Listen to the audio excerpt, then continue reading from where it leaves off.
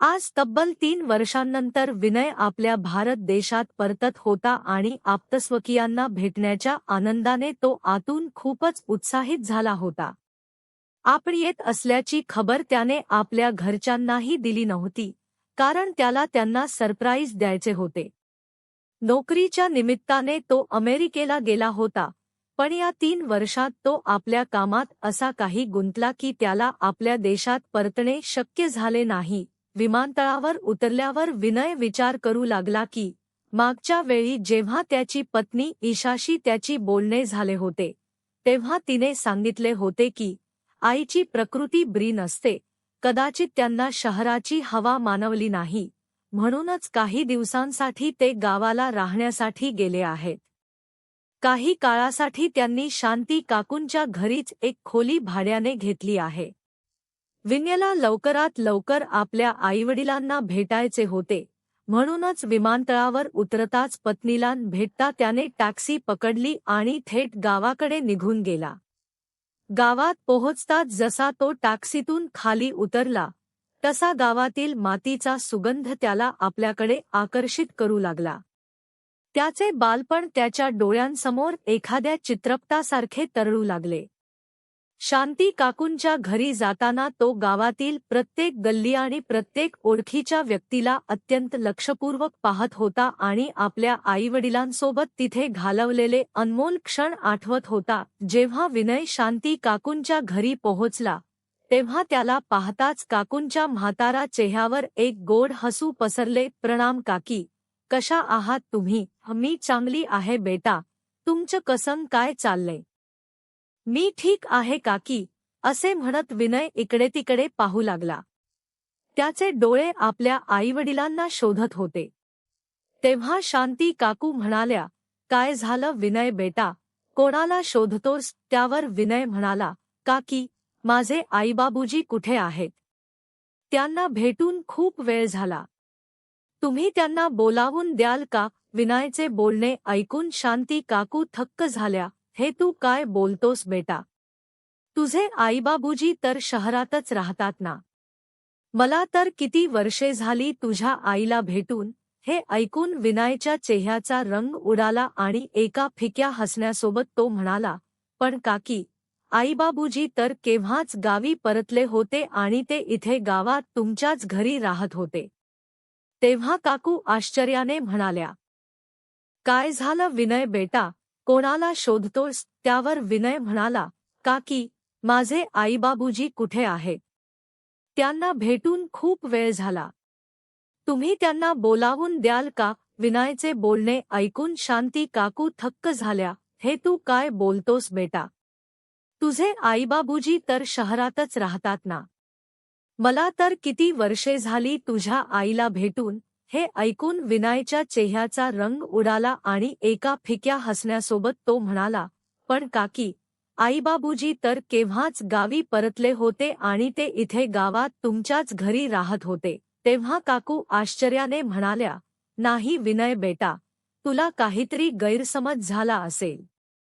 तुझे आईबाबूजी तर कधीपासून इथे आलेच नाहीत. सावित्रीला भेटण्यासाठी तर माझेही डोळे केव्हापासून आतुर झाले आहेत. हे ऐकून विनयाच्या आश्चर्याचा पारावार उरला नाही. तो गंभीर विचारात पडला. नंतर बाहेर येऊन विनय गावातील इतर लोकांनाही विचारपूस करू लागला, पण त्याला काहीच माहिती मिळाली नाही. शेवटी आईबाबूजी आहेत तरी कुठे, असा विचार करत त्याने आपल्या पत्नीला फोन करून विचारण्याचा प्रयत्न केला, पण त्याला समजले की त्याच्या पत्नीचा फोन बंद होता. त्याने खूप वेळा प्रयत्न केला, पण आपल्या पत्नीशी बोलू शकला नाही. थकून भागून विनय पुन्हा टॅक्सीत बसला आणि आपल्या शहराच्या दिशेने निघून गेला. विनयाला इतके त्रस्त झालेले पाहून टॅक्सी चालकाने त्याला त्याच्या समस्येचे कारण विचारले. तेव्हा विनात्याने त्याला सगळी हकीकत सांगितली. जसे ते लोक शहरात पोहोचले, तशी टॅक्सी चालकाने गाडी माता राणीच्या मंदिराच्या बाहेर थांबवली आणि म्हणाला, बाबूजी, या मंदिराची खूप मान्यता आहे. असे म्हणतात की या मंदिरात माथा टेकून जे काही मागितले, ती इच्छा पूर्ण होते. टॅक्सी चालकाचे बोलणे ऐकून विनय सुद्धा त्या मंदिरात माथा टेकायला गेला. मंदिरात प्रार्थना केल्यानंतर जसा तो मंदिराच्या प्रांगणात आला, त्याने पाहिले की तिथे बरीच गर्दी जमली होती, कारण काही लोकांकडून तिथे प्रसाद वाटला जात होता आणि अनेक गरीब व भुकेले लोक तिथून प्रसाद घेऊन खात होते. तेव्हा त्याची नजर एका वृद्ध व्यक्तीवर पडली. तो व्यक्ती मळकट कपड्यांमध्ये होता, त्याची दाढी आणि नखे वाढलेली होती आणि त्याला चालणेही खूप कठीण जात होते. तो गर्दीत शिरून प्रसाद घेण्याचा प्रयत्न करत होता, पण खूप प्रयत्न करूनही आत जाण्यात अपयशी ठरत होता.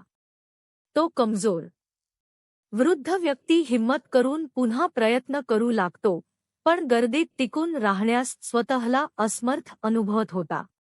पण कसेबसे प्रयत्न करून जेव्हा तो प्रसाद घेण्यासाठी पोहोचला, तोपर्यंत प्रसाद संपला होता. तो वृद्ध व्यक्ती निराश होऊन तिथेच बसला. त्याच्या डोळ्यातून अश्रू वाहू लागले. विनायाला त्या वृद्ध व्यक्तीवर खूप दया आली. तो धावत त्याच्याजवळ आला आणि त्याच्या खांद्यावर हात ठेवून म्हणाला, "बाबा, तुम्ही परेशान होऊ नका. मी तुमच्यासाठी खाण्यासाठी काहीतरी घेऊन येतो." असे म्हणत जसा विनय खाण्यासाठी जाण्यास निघाला, तसा तो एकाच क्षणात थिजला. तो व्यक्ती त्याला काहीसा ओळखीचा वाटला. त्याला असे वाटले की त्या वृद्ध व्यक्तीमध्ये त्याला आपल्या वडिलांची झलक दिसत आहे. अचानक त्याच्या हृदयाचे ठोके वेगाने वाढू लागले आणि तो जाता जाता अचानक थांबला.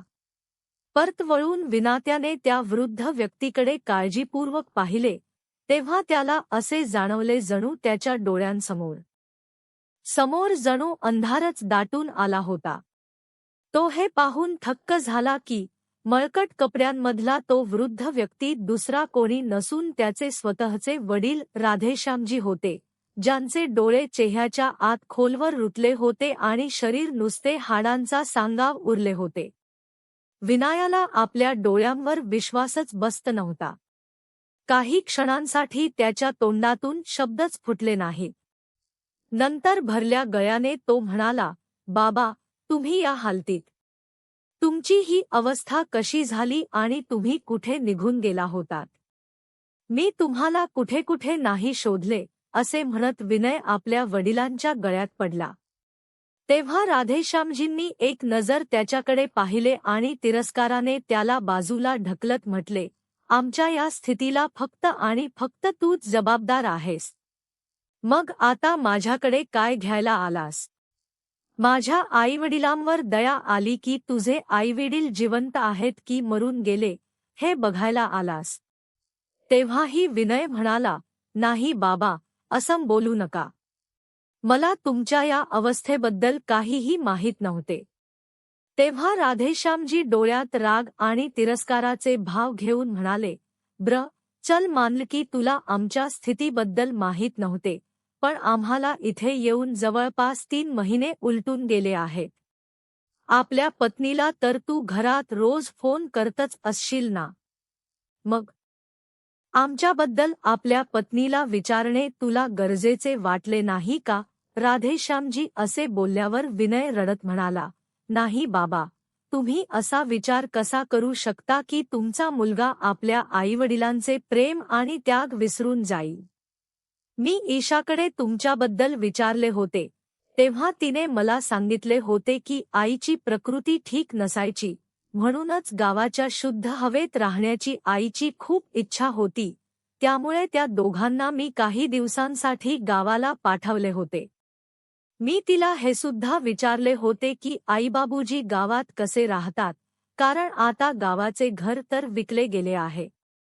त्यावर ईशाने मला सांगितले होते की तुम्ही लोक शांती काकूंच्या घरी भाड्याने राहत आहात. तिने मला या सगळ्या गोष्टी अशा सांगितल्या की मीही त्यावर विश्वास ठेवला. पण मला ठाऊक नव्हते की माझ्या पाठीमागे असे काहीतरी घडत असेल. मला माफ करा बाबा." विनय वडिलांचे पाय धरत म्हणाला आणि विचारू लागला, "आई कुठे आहे बाबा?" तेव्हा राधेश्यामजी विनयला सोबत घेऊन सावित्रीजींकडे गेले. जे मंदिराच्या बाहेर फुटपाथवर एक जुनी चादर पसरून बसल्या होत्या आणि राधेश्यामजींची वाट पाहत होत्या, त्यांना पाहताच विनयाचे डोळे अश्रूंनी भरून आले आणि हुंदका देत विनय म्हणाला, आई, आई. तो आवाज ऐकून सावित्रीजींचे डोळे अचानक विनायाच्या दिशेने वळले आणि त्याला पाहताच त्या रागाने म्हणाल्या, तुझी हिंमत कशी झाली मला आई म्हणून हाक मारण्याची?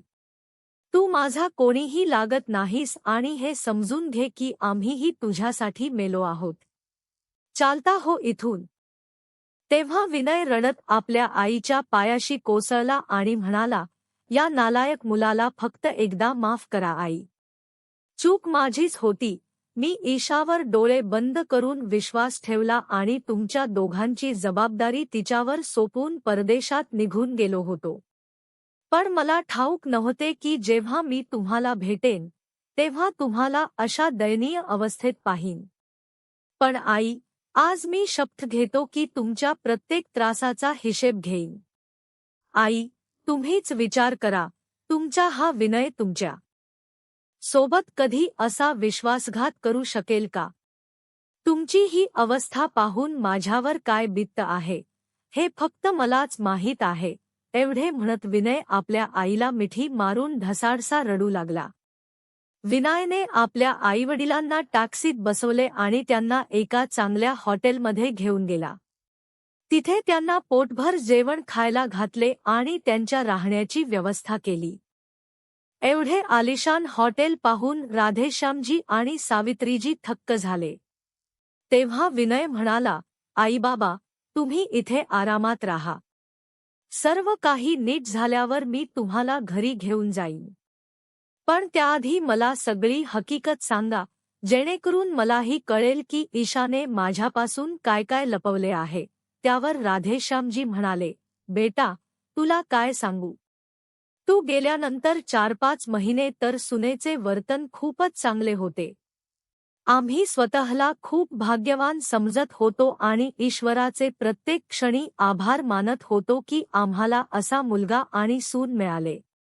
पण आम्हाला काय माहीत होते की तिचे ते चांगले वर्तन फक्त आम्हाला फसवण्यासाठी होते. जेव्हा तिला समजले की तू अजून 2 वर्षे अमेरिकेतच राहणार आहेस, तेव्हा तिचे वर्तन पूर्णपणे बदलले. दिवसभर सून तिच्या आईशी फोनवर बोलत असायची आणि घरातील सगळी कामे करण्याची जबाबदारी फक्त तुझ्या आईवर होती, बेटा. ईशा सून आमच्याशी दररोज उद्धटपणे वागायची आणि जर तुझ्या आईने काही बोलले तर घरात अक्षरशः थैमान घालायची. एकदा सकाळी जेव्हा आम्ही झोपेतून जागे झालो तेव्हा पाहिले की सून घरातून गायब होती. आम्ही संपूर्ण घर शोधून काढले, पण ती कुठेच सापडली नाही. आम्ही सुनेला फोन केला, पण तिने फोनही उचलला नाही. काहीतरी अनुचित घडण्याच्या भीतीने आमचे मन आतून थरथपले होते.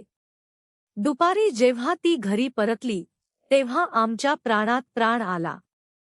पण आम्ही पाहिले की तिच्या हातात एक मोठी बॅग होती. आम्ही खूप थक्क झालो. त्याआधी की आम्ही तिला काही विचारू, तिने स्वतःच म्हटले, आई बाबा, तुम्ही लोग लगेचच्या लगेच आणि आत्ताच्या आत्ता आपले सामान आपल्या खोलीतून बाहेर काढा आणि स्टोअर रूममध्ये ठेवून द्या. आजपासून तुम्ही हॉलमध्ये झोपणार आहात, कारण आजपासून माझी आई या घरात राहणार आहे. सुनेचे हे बोलणे ऐकून राधेश्यामजी आणि सावित्रीजींना खूप आश्चर्य वाटले. राधेश्यामजी म्हणाले, हे तू काय बोलत आहेस सुनबाई? आम्ही हॉलमध्ये कसे झोपू शकतो? तुझी आई तर काही दिवसांसाठी आली असेल ना. मग एक काम करूया, तुझी आई आणि सावित्री आतल्या खोलीत पलंगावर झोपतील आणि मी इथे हॉलमध्ये झोपतो. राधेश्यामजी असे बोलले तेव्हा ईशा म्हणाली, मी कधी म्हणाले की माझी आई इथे फक्त काही दिवसांसाठी आली आहे? हे तिचे घर आहे आणि ती आता इथे कायमचीच राहणार आहे. मी तुम्हाला जितके सांगितले आहे तितकेच करा, ईशाने रागाने सांगितले. तेव्हा राधेश्यामजी म्हणाले, सुनबाई, तुला माहीत आहे की सावित्रीची प्रकृती ठीक नसते. तिच्या कंबरेत खूप दुखत असते. तिच्याने खाली जमिनीवर झोपणे होणार नाही. त्यावर ईशा भडकत म्हणाली, ते सर्व मला माहीत नाही. पटकन खोली खाली करा, नाहीतर या घराचे दरवाजे उघडे आहेत. तुम्ही तुमची सोय स्वतः बघू शकता. सून ईशाचे हे उद्दाम बोलणे ऐकून सावित्रीजींना खूप वाईट वाटले. त्या रागाने म्हणाल्या, तुम्ही जरा विनयला फोन लावा, मला त्याच्याशी बोलायचे आहे. आणि मग सावित्रीजी पुढे म्हणाल्या, बेटा विनय, हा प्रसंग घडल्यानंतर आम्ही तुला कितीतरी वेळा फोन लावला होता, पण तू एकदाही आमचा फोन उचलणे गरजेचे मानले नाहीस. हे ऐकून विनय हादरून गेला आणि म्हणाला, पण आईबाबा, माझ्याकडे तर तुमचा कोणताही फोन आला नाही. अरे हो, आठवलं. माझा फोन नंबर बदलला होता आणि याबद्दल मी ईशालाही सांगितले होते आणि तिला सांगितले होते की तुम्हालाही या गोष्टीची कल्पना द्या. त्यानंतर राधेश्यामजी म्हणाले, पण बेटा, आम्हाला सुनेने याबद्दल काहीही सांगितले नाही. आम्ही तर आतापर्यंत असाच विचार करत होतो की तूही बदलला आहेस, तूही आमच्याकडे पाठ फिरवली आहेस. मग सावित्रीजी म्हणाल्या, बेटा, मी सुनेला एकदा असेही म्हटले होते की माझी एकदा विनयशी फोनवर बोलणी करून दे. तेव्हा ईशा म्हणाली होती, माझ्या पतीने तुमचा मक्ता घेतलेला नाही. काय प्रत्येक गोष्टीवर तुम्ही लोक विनय विनय म्हणून फोन लावण्याची भाषा करता. तो तिथे कामासाठी गेलाय, विश्रांती घेण्यासाठी नाही. आणि तसेही त्याला सर्व काही माहीत आहे. त्याच्याच संमतीने मी माझ्या आईला इथे घेऊन आले आहे. हे ऐकून विनय म्हणाला, हो बाबा, मला ईशाने सांगितले होते की ती तिच्या आईला आपल्या घरी घेऊन येत आहे, कारण तिचा भाऊ आणि वहिनी तिच्या आईची नीट काळजी घेत नाहीत आणि तिच्याशी भांडण करतात. पण बाबा, मला जर हे ठाऊक असते की ईशा तुम्हाला तुमच्या खोलीतून बाहेर काढत आहे, तर मी तुमच्यासोबत असे कधीच घडू दिले नसते. त्यावर राधेश्यामजी ओल्या डोळ्यांनी म्हणाले, बेटा, सुनेने आमची अशी अवस्था करून ठेवली होती की आमच्याकडे दुसरा कोणताही पर्याय उरला नव्हता. आम्ही असा विचार केला होता की जर 2 घास खायचे असतील तर सुनेचे बोलणे मुमूपणे ऐकून घ्यावे लागेल. बेटा, एका दिवशी तुझ्या आईला ताप भरला होता आणि मी तिची सेवा करत होतो. तसे तर घरातील सर्व कामे तुझी आईच करत असे, पण त्या दिवशी येऊन सून म्हणाली की माझे मामाजी घरी येत आहेत, त्यामुळे मांजी, आज काहीतरी छान जेवण बनवा. तेव्हा मी म्हणालो, तू किती निर्दयी आहेस सूनबाई. तुला दिसत नाही का की तुझी सासू आजारी आहे? तू तिची सेवा करायला हवीस आणि उलट तूच तिला कामाला सांगत आहेस. यावर समधनजी मला म्हणाल्या, तुम्ही जाऊन यांच्यासाठी औषधं घेऊन या. औषधं घेतलं की बरं वाटेल आणि कामातही मन लागेल. आणि तसेही प्रकृती बरी असो वा नसो, घरातील काम तर करावंच लागतं. बेटा, समधनजींचे हे बोलणे ऐकून मला खूप आश्चर्य वाटले आणि मी रागाने बोललो, तुम्हीही एक स्त्री आहात आणि तुम्ही माझ्या पत्नीचे दुखणे समजून घेतले पाहिजे. आज माझी पत्नी घरातील कोणतेही काम करणार नाही. त्यानंतर सावित्रीजी म्हणाल्या, बेटा, त्या दिवस नंतर ईशा सून आणि समधनजी दोघी मिळून आम्हाला रोज टोमणे मारू लागल्या. सुनेने आम्हाला जेवण देणे सुद्धा बंद केले होते. कसेतरी करून मी किंवा तुझे वडील स्वयंपाकघरात जाऊन स्वतःसाठी जेवण बनवून आणत आणि खात असू. त्यातही सून ओरडायची. एका दिवशी सुनेने घरात किटी पार्टी ठेवली आणि घरामध्ये सुनेच्या खूप मैत्रिणी आल्या होत्या. त्या दिवशी सुनेने आम्हाला सांगितले की स्वयंपाकघरात 15 जणांचे जेवण बनवायचे आहे आणि तुझ्या वडिलांना काही पैसे देऊन बाजारातून सामान आणण्यासाठी पाठवून दिले व मला स्वयंपाक करण्याच्या कामाला लावले. एवढेच नाही तर जेवण तयार झाल्यावर सबको वाढण्यासाठी सुद्धा आमच्या दोघांनाच सांगितले. समधनजी आणि सून पाहुण्यांसोबत पत्ते खेळण्यात व्यस्त झाल्या. सगळेजण खळखळून हसत होते. आजारपणामुळे माझ्याकडून एवढे सगळे काम होत नव्हते. हे सगळे पाहून तुझ्या वडिलांचा संताप अनावर झाला आणि त्यांनी सगळे जेवण उचलून जमिनीवर फेकून दिले. हे पाहून सुनेचा पारा 7व्या आसमानवर पोहोचला आणि ती ओरडून म्हणाली, तुमची एवढी हिंमत की माझ्या मैत्रिणींसमोर माझी इज्जत काढली. तिकडे सुनेची आई मोहिनीजी सुद्धा सुनेला भडकवत म्हणायला लागली, बेटी ईशा, तूच यांच्यावर दया करून यांना घरात बसवून घेतले आहेस. बाहेर का काढून टाकत नाही या लोकांना? होय आई, तू अगदी बरोबर बोलतेयस. यांच्यावर दया करून मी यांना घरात आश्रय दिलाय आणि हे लोक माझ्या उपकारांची अशी परतफेड करत आहेत. पटकन सामान आवरा आणि निघून जा इथून. हे सर्व सांगताना सावित्रीजी ढसाळसा रडू लागल्या आणि म्हणाल्या, बेटा, तुला माहीत नाही, सुनेने कडक उन्हात आम्हाला घरातून हाकलून दिले होते. आम्ही कुठे जाणार? गावातील घरही आता आपले राहिले नव्हते. आम्ही अक्षरशः रस्त्यावर आलो होतो. माझी प्रकृती आधीच खराब होती. अपमानाचे वादळ झेलून तुझे वडीलही आजारी पडू लागले. थोड्या थोड्या वेळाने त्यांना दम लागल्यासारखे होऊ लागले. आम्ही कुठे जाणार? काय खाणार? म्हणूनच आम्ही या मंदिराच्या बाहेर येऊन बसलो. पण बेटा, तू आमच्यापर्यंत कसा पोहोचलास? सावित्रीजींच्या या प्रश्नावर विनय म्हणाला, आई, तुम्हाला घरातून बाहेर काढल्यानंतर ईशाने मला सांगितले होते की तुम्ही लोकशांती काकूंकडे गावाला गेला आहात. आणि जेव्हा मी काही दिवसांनंतर तिला विचारले की आईबाबूजींचा फोन का लागत नाहीये, तेव्हा तिने सांगितले की तुमचा फोन घरीच ठेवला आहे आणि तुम्ही लोक गावक्यांसोबत तीर्थयात्रेला गेला आहात, त्यामुळे तुमच्याशी बोलणे होऊ शकले नाही. मला थोडा संशयही आला होता, कारण जर तुम्ही तीर्थयात्रेला गेला असता तर माझ्याशी एकदा बोललाच असता आणि मला सांगता कधीच गेला नसता. म्हणूनच मी माझे काम लवकरात लवकर आटोपून ईशाला कोणतीही कल्पना देता भारतात परतलो. तुम्हाला भेटण्यासाठी मी सगळ्यात आधी गावालाच गेलो होतो, पण तिथे शांती काकूंनी सांगितले की तुम्ही तिथे गेलाच नाहीयेत. आई बाबा, मला तुमची खूप काळजी वाटत होती आणि स्वतःची खूप लाचार वाटत होते. म्हणूनच इथे माथा टेकायला आलो आणि तुम्हाला या दयनीय अवस्थेत पाहिले. पण तुम्ही अजिबात काळजी करू नका, आता मला सर्व काही कळले आहे.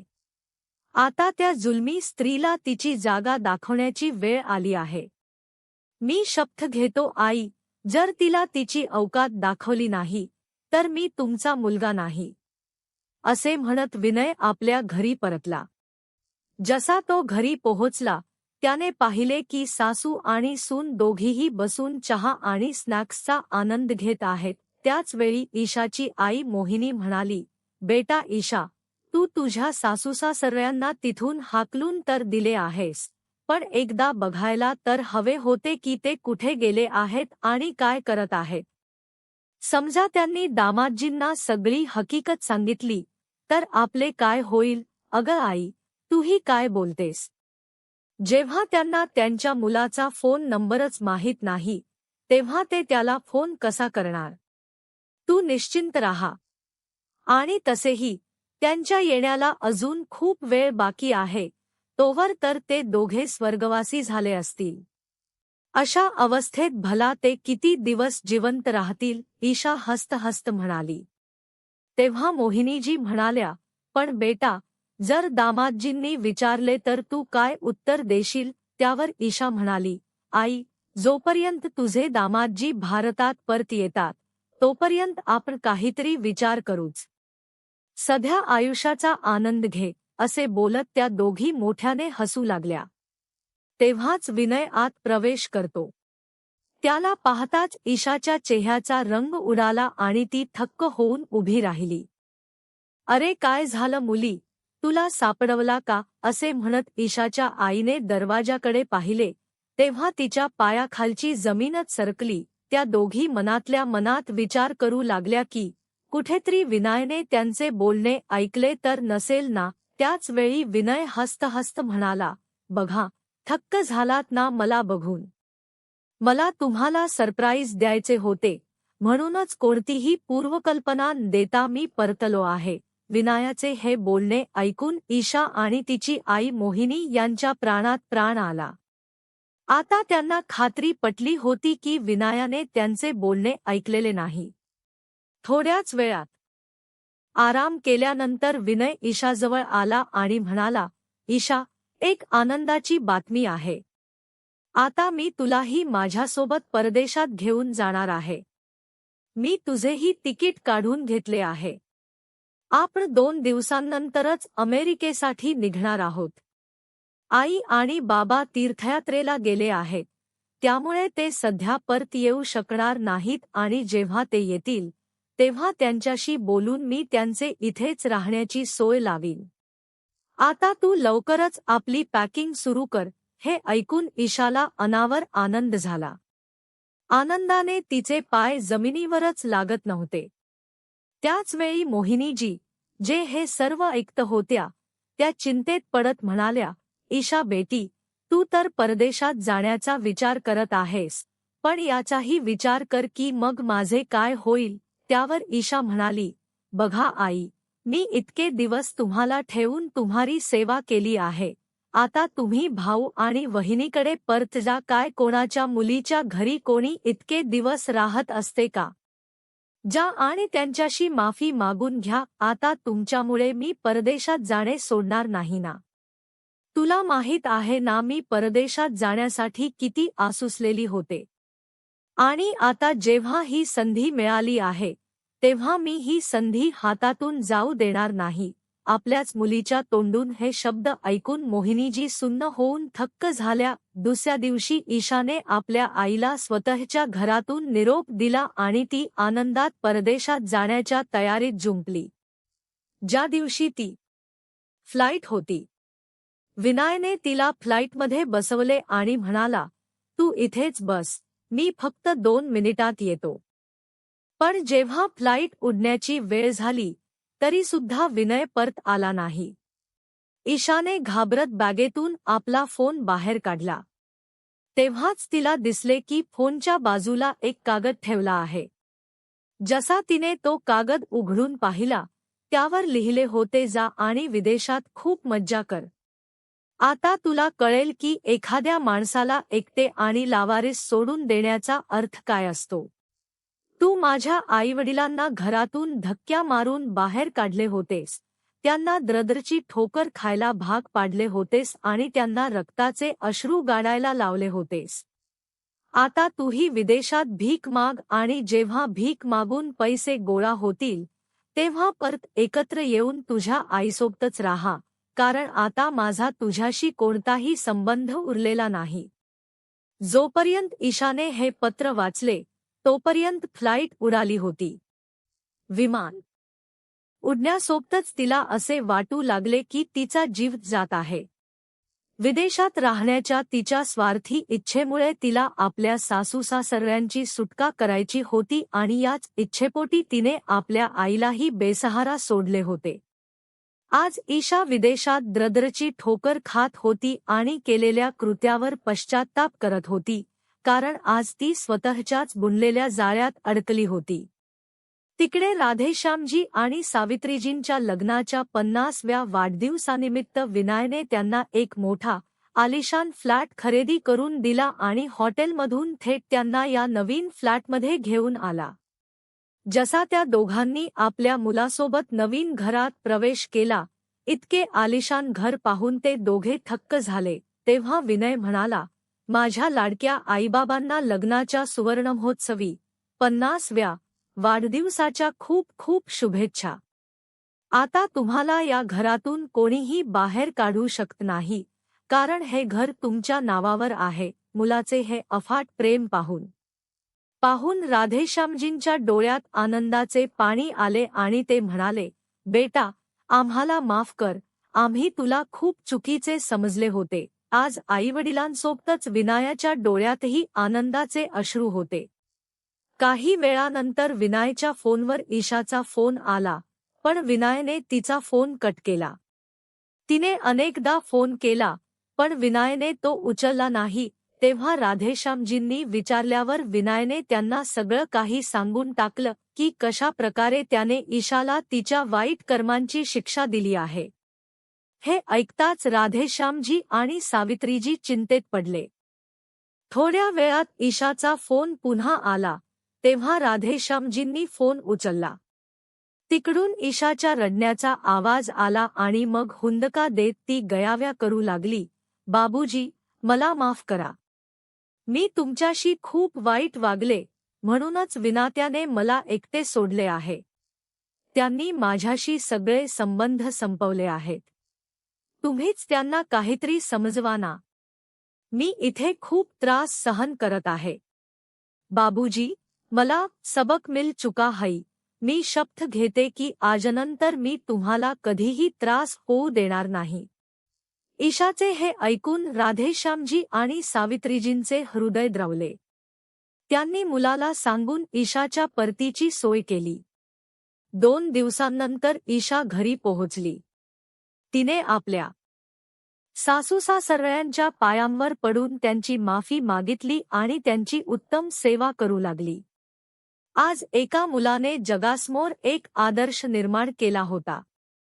पण तिकडे ईशाची आई मोहिनी जेव्हा आपल्या घरी पोहोचली, तेव्हा तिने पाहिले की तिचे सर्व सामान स्टोअर रूममध्ये हलवण्यात आले होते. तिच्या स्वतःच्या खोलीत तिच्यासाठी कोणतीही जागा उरली नव्हती, कारण त्या खोलीत तिच्याच मुलाचे वडील, तिची सून व मुलाचे सासरे आराम करत होते आणि टीव्हीवर गाणे वाजत होते. जो बोएगा वही पाएगा, तेरा किया आगे आएगा. मराठी स्टोरीज 001 ला सबस्क्राईब करा.